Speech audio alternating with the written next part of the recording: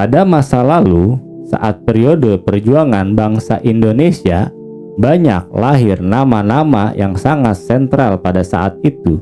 Pemikiran, narasi akan perlawanan mengangkat semangat para pejuang pada masa lalu untuk terlepas dari jeratan kolonialisme yang sudah berlangsung ratusan tahun lamanya. Narasi besar dan gagasan akan kemerdekaan selalu terbesit di dalam bayang-bayang pemikiran perjuangan pada masa itu. Salah satu tokoh perjuangan Indonesia ialah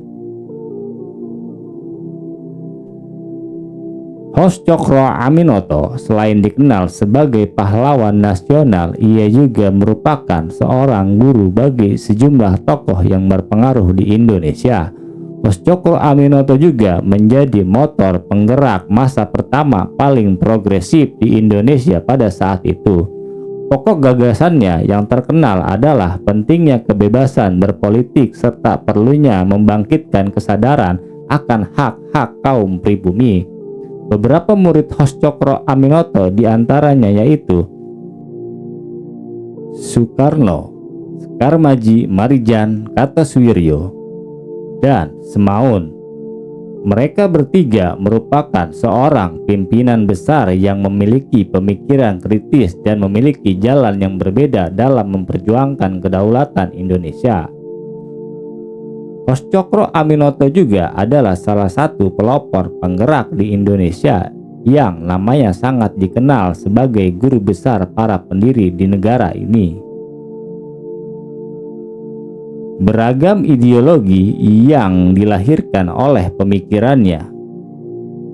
Sosok Hos-Cokro-Aminoto juga tidak hanya dikenal sebagai aktivis politik, melainkan juga seorang pemikir.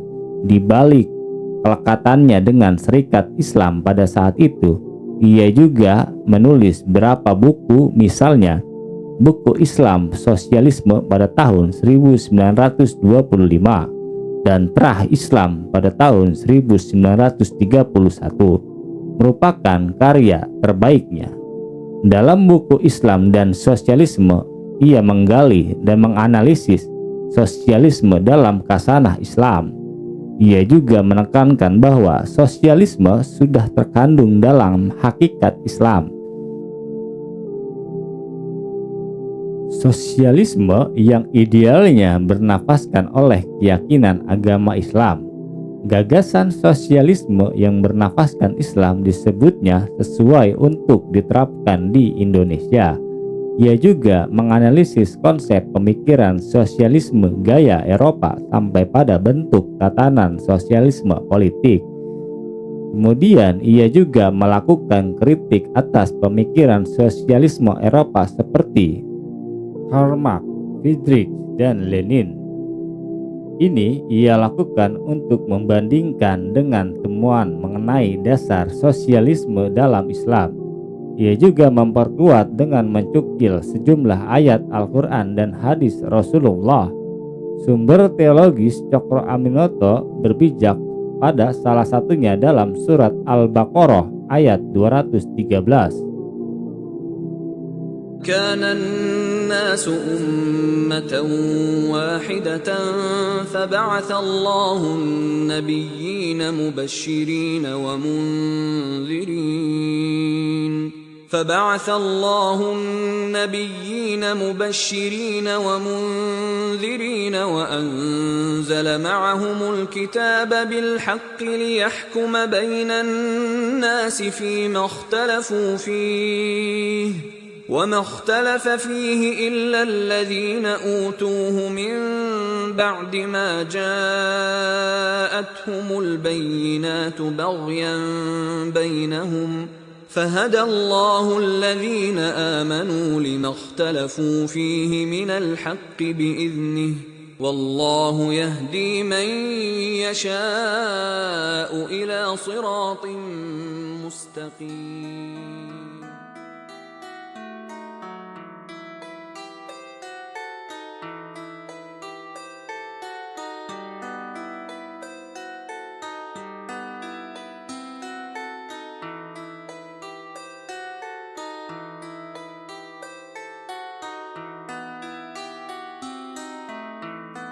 Hos Cokro Aminoto yang aktif menyebarkan ajaran Islam dalam perjuangan berprinsip bahwa untuk memerdekakan bangsa ini harus membuat mereka terdidik terlebih dahulu. Selain itu, ia juga berusaha membangun kesadaran bahwa hanya dengan pendidikan seorang dapat merubah nasib. Inilah moto hidup perjuangan bagi Hos Cokro Aminoto. Beberapa kutipan yang pernah dikatakan oleh Hos Cokro Aminoto, misalnya, setinggi-tingginya ilmu, semurni-murninya tauhid, sepintar-pintarnya siasat.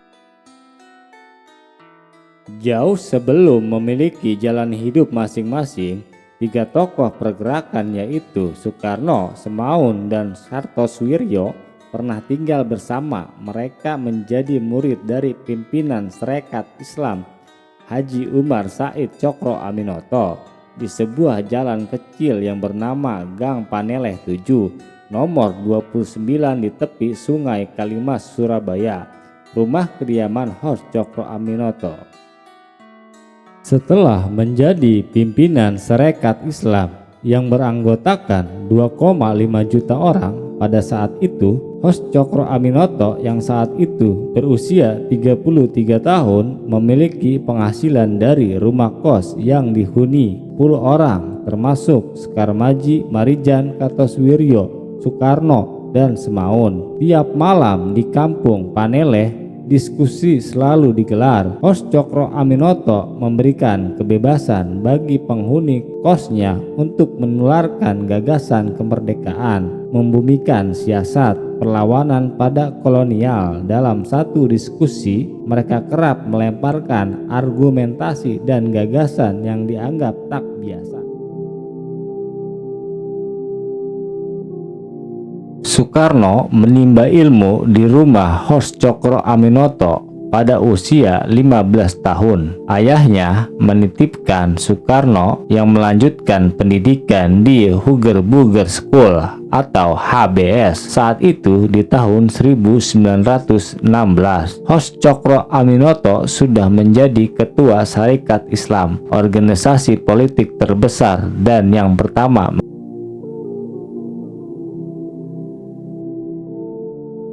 Soekarno mengenang Cokro Aminoto sebagai idolanya. Dia belajar tentang menggunakan politik sebagai alat mencapai kesejahteraan rakyat. Karno belajar tentang bentuk-bentuk modern pergerakan seperti perorganisasian massa dan perlunya menulis di media.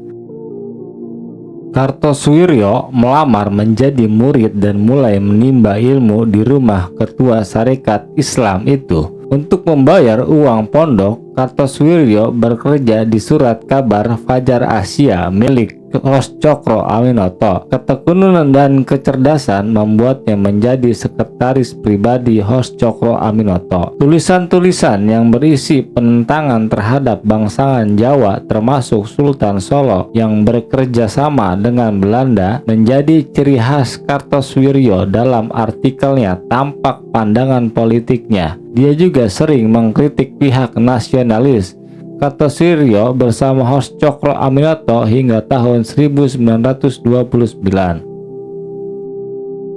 Guru utamanya di dunia pergerakan sekaligus guru agamanya adalah Haji Umar Said Hos Cokro Aminoto. Kartosoewirjo begitu mengagumi dan terpesona dengan Hos Cokro Aminoto yang sering berpidato dalam berbagai pertemuan.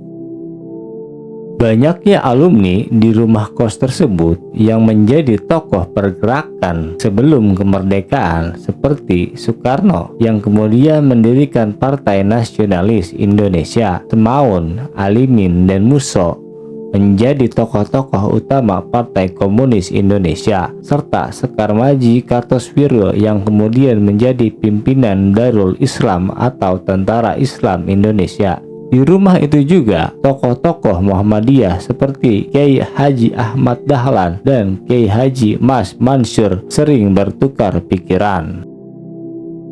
Persahabatan tiga orang revolusioner yang mempunyai jalan pemikiran yang berbeda Murid-murid Hos Cokro Aminoto memiliki pandangan politik dan ideologi yang saling bertolak belakang. Soekarno misalnya menganut ideologi nasionalisme. Soekarno tumbuh dan menyerap banyak pemikiran ideologi kiri dan kanan. Beberapa murid lainnya seperti Semaun dan Kartosoewirjo. Semaun tumbuh dengan berideologikan kiri dan merupakan pendiri Partai Komunis Indonesia pada tahun 1920 dan menjadikannya ketua umum di partai tersebut. Sementara Kartosoewirjo tumbuh dengan ideologi Islam.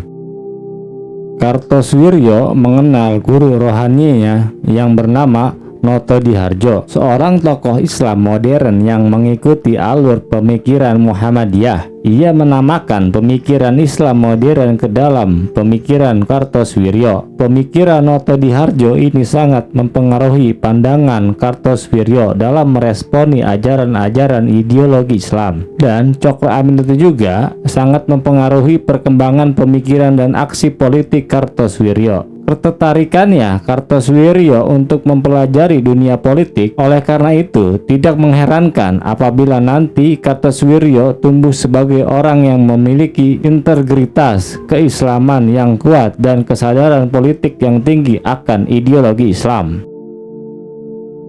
Prinsip Semaun yang dianutnya tumbuh dengan berideologi kiri. Selama di Surabaya, ia tak hanya menjadi juru tulis, namun juga terjun aktif berpolitik. Padahal usianya saat itu baru menginjak 14 tahun. Di usia yang sangat muda itu, ia telah dipercaya sebagai Ketua Sarekat Islam Surabaya. Sebagai Ketua Sarekat Islam Surabaya, Semaun kemudian berkenalan dengan Henricus Josephus Franciscus Mary Sevilen. Sevilen mengajak Semaun masuk ke Indie Social Democratische Virginia, organisasi sosial demokrat Hindia Belanda atau ISDV. ISDV ini merupakan serikat buruh kereta api dan tram PSTV yang didirikan Sevilen. Pertemuan Semaun dan Sevilen terjadi pada tahun 1915. Dari sinilah keduanya kemudian berteman akrab.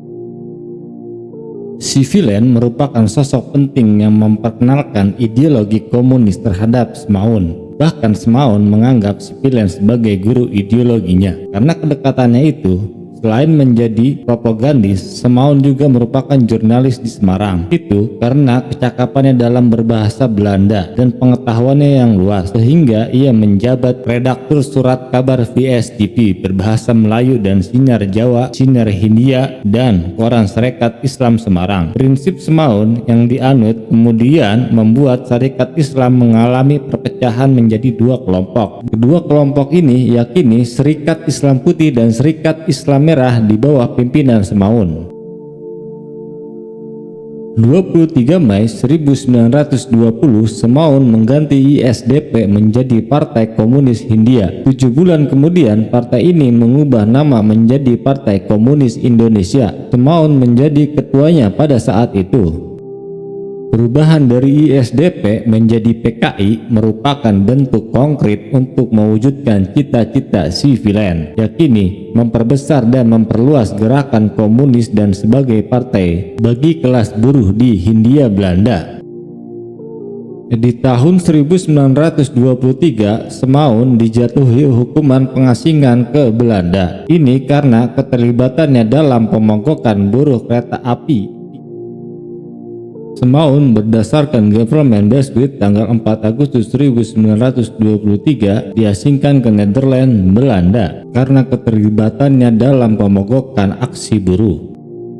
Pada akhirnya, pandangan mereka saling berhadap-hadapan untuk mendominasi kemerdekaan Indonesia, di mana sejarah jatuhnya Hindia Belanda ke tangan Jepang menggambarkan bagaimana peristiwa global seperti Perang Dunia Kedua memiliki dampak yang mendalam pada nasib Indonesia, di mana pada Januari 1942 Jepang melancarkan serangan mendadak terhadap beberapa kota di Indonesia, termasuk Balikpapan dan Tarakan. Pada 8 Maret 1942, Belanda menyerah kepada Jepang.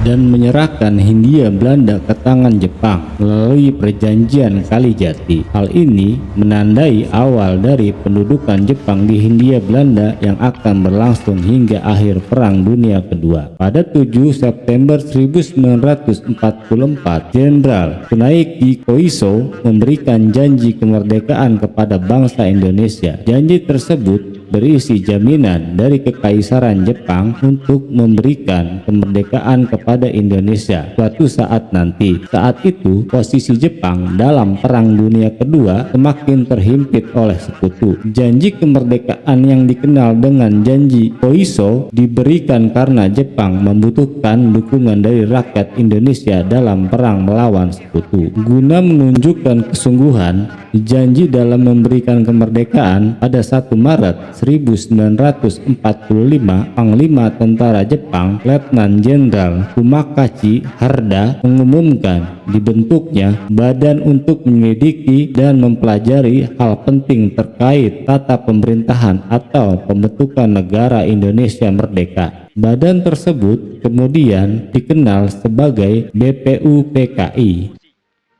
Tujuan pembentukan BPUPKI adalah untuk meredam semangat nasional bangsa Indonesia agar tidak semakin membahayakan kedudukan Jepang dan mau membantu menghadapi sekutu.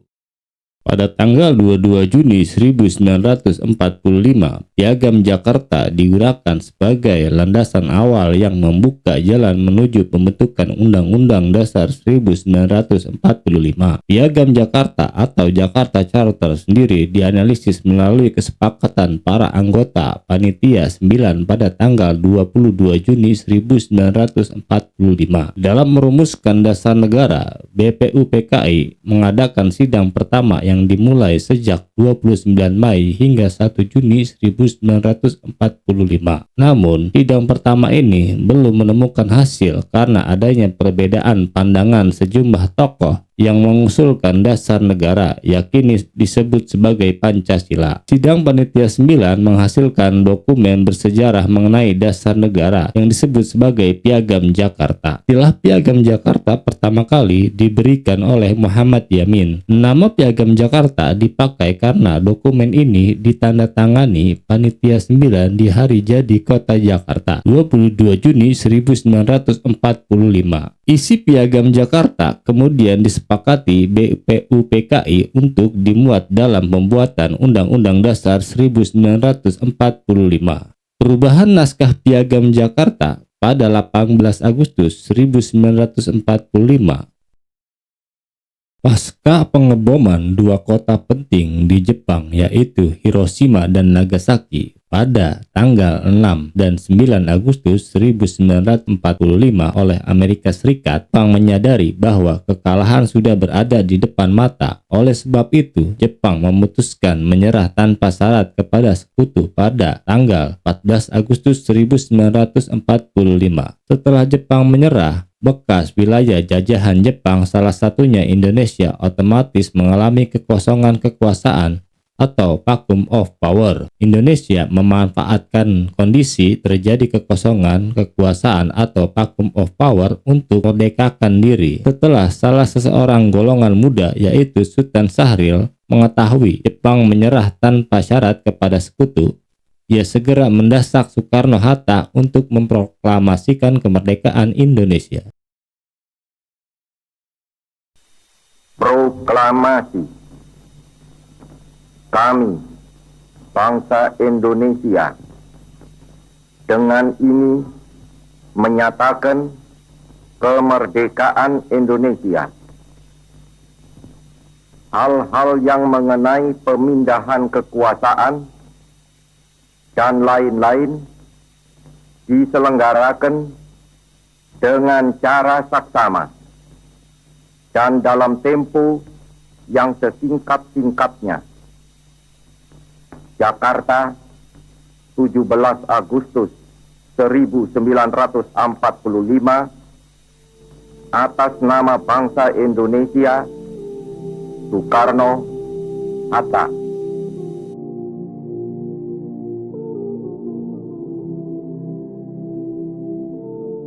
Pasca proklamasi perubahan naskah Piagam Jakarta pada 18 Agustus 1945, Piagam Jakarta mengubah rumusannya yang berprinsip perjuangan penerapan nilai Islam secara yuridis konstitusional dengan kewajiban menjalankan syariat Islam bagi pemeluk-pemeluknya. Penghilangan ketujuh kata tersebut dilakukan karena ada ancaman dari kalangan agama lain di Indonesia Timur yang ingin memisahkan diri jika rumusan tujuh kata tersebut masih digunakan. Kata muqaddimah diganti dengan kata pembukaan. Sila pertama dalam pembukaan Undang-Undang 1945 yang sebelumnya berbunyi berdasarkan ketuhanan dan kewajiban menjalankan syariat Islam bagi pemeluk-pemeluknya digantikan dengan berdasarkan ketuhanan yang Maha Esa. Perubahan pasal 6 ayat 1 yang berbunyi Presiden ialah orang Indonesia asli dan beragama Islam diganti menjadi Presiden ialah orang Indonesia asli. Pasal 29 ayat 1 yang berbunyi negara berdasarkan atas ketuhanan dengan kewajiban menjalankan syariat Islam bagi pemeluknya diganti dengan negara berdasarkan atas ketuhanan yang Maha Esa. Rumusan dasar negara dalam Undang-Undang 1945 yang secara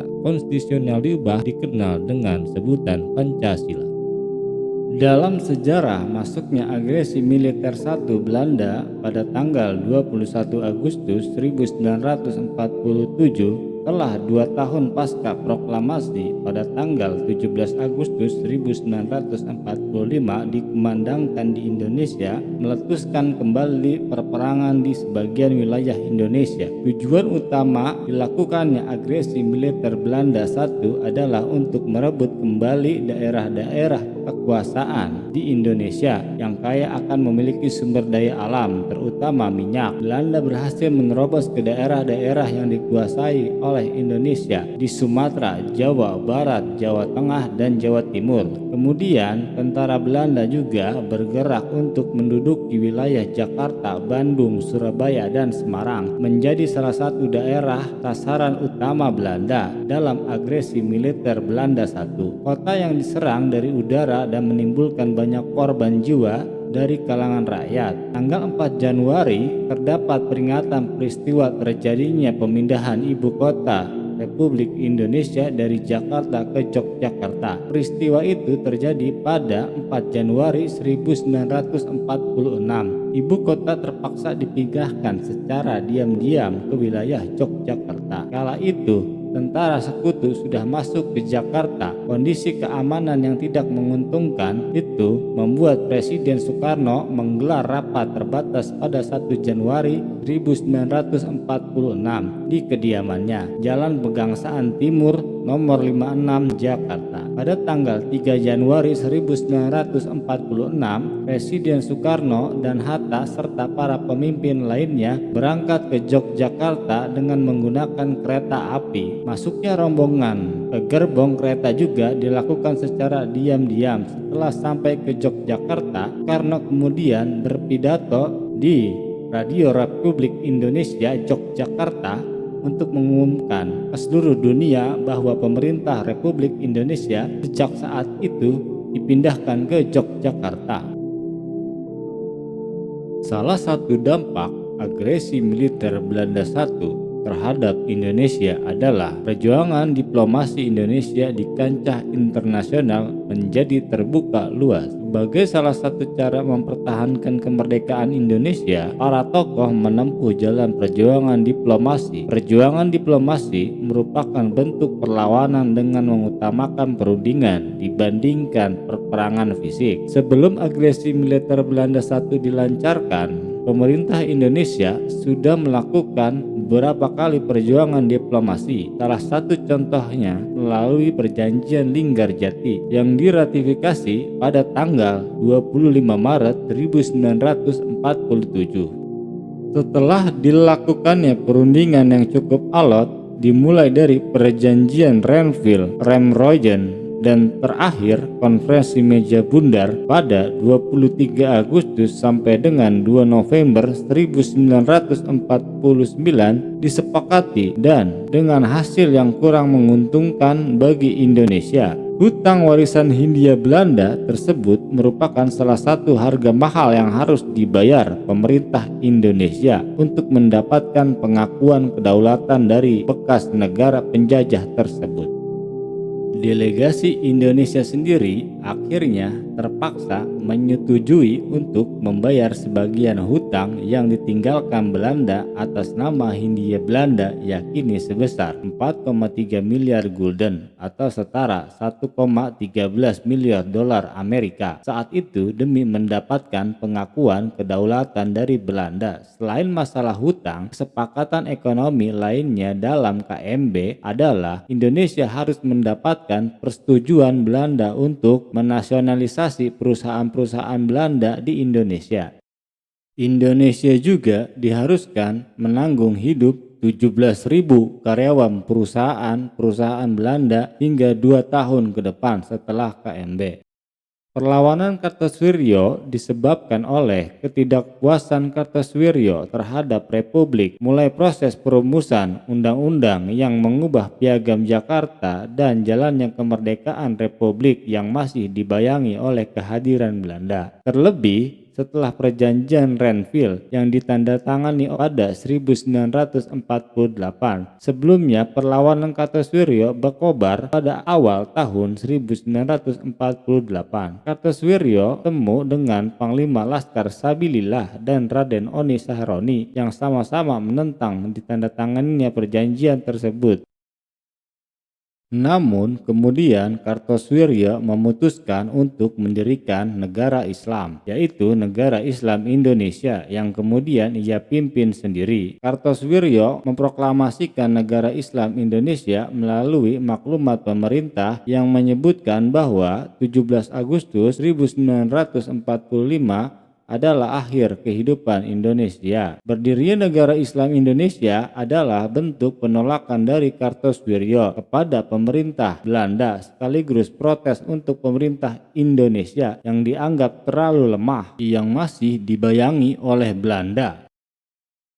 Pengaruh dari Kartosoewirjo pun semakin kuat setelah ia mendirikan angkatan bersenjata yang bernama Darul Islam atau Tentara Islam Indonesia. Pasukan ini dibentuk Negara Islam Indonesia untuk memerangi pasukan TNI agar bisa memisahkan diri dari negara Indonesia. Sejak saat itu, Negara Islam Indonesia semakin berkembang, terutama setelah pergerakannya mendapatkan dukungan dari daerah-daerah lain yang juga merasakan ketidakpuasan yang sama terhadap pemerintah pusat. Darul Islam juga berkembang menguasai sepertiga Jawa Barat, bahkan melancarkan serangan sampai ke pinggir Jakarta selama tahun 1950-an. Untuk menanggulangi pemberontakan ini, pemerintah Republik Indonesia kemudian mengeluarkan peraturan nomor 59 tahun 1958 yang berisikan penumpasan DII-TII. Salah satu caranya adalah dengan menurunkan pasukan Kodam Siliwangi dan memberlakukan taktik pagar betis dengan memanfaatkan tenaga rakyat guna mempersempit ruang gerak DII-TII. Selain taktik pagar betis, Kodam Siliwangi juga melakukan operasi Baratayuda yang dilakukan untuk menemukan tempat persembunyiannya Kartosoewirjo. Setelah melalui berbagai rintangan, akhirnya Kartosoewirjo berhasil ditangkap hidup-hidup. Pada akhir, Kartosoewirjo berhasil dibekuk oleh pimpinan Kompi C Batalion 328 Kujang II Siliwangi, Letnan Jenderal Suhanda. Tertangkapnya Kartosoewirjo ini menjadi awal mula padamnya pemberontakan DII-TII.